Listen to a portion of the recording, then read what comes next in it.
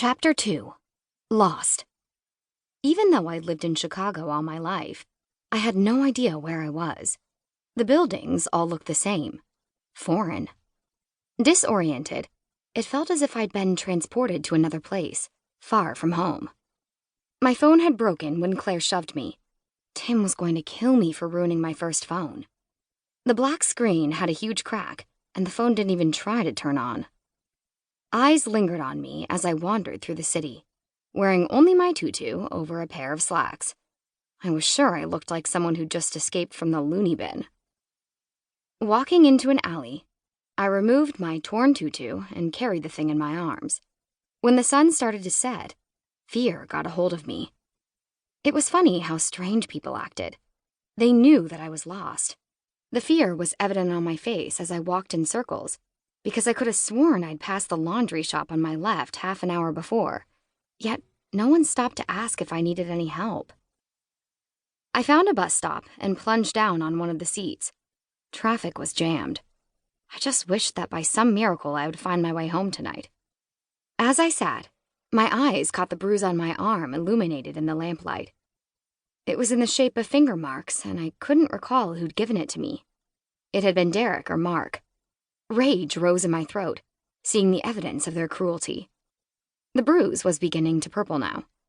I remembered the soft, golden grit-like dust leaving my hands as I threw heaps and heaps at them, behind my closed eyelids. Where did it come from?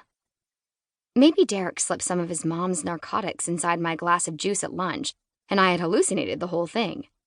But no, the pain of the bruise was real.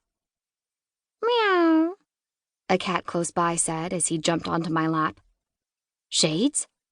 I stared at the cat with huge eyes. It looked like her.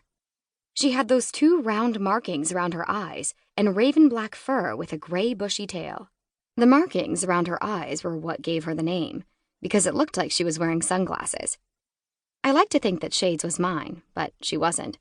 Tim was highly allergic to cats. She was a stray and would come to my window every night begging for a bowl of milk and a warm place to sleep. She'd been my secret keeper for the past year.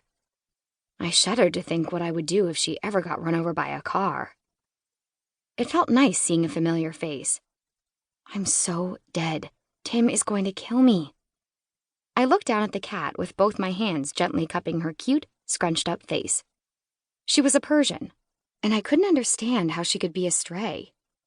It was Claire and her gang. Look. I showed her the marks on my arms, and she stared at them. She really did. That was why I felt I could tell her anything. She always acted as if she understood everything I told her. I blabbed the whole story as she was nestling herself on my lap. Commuters who passed by looked askance at me, no doubt thinking I was crazy for talking to a cat. When I was done, she opened her eyes and just gave me that look, the one that said, "Don't worry. Everything will be okay, and Claire's a bitch." I chortled at that thought. Shades jumped off my lap and stretched. She looked back at me and started to walk further down the street.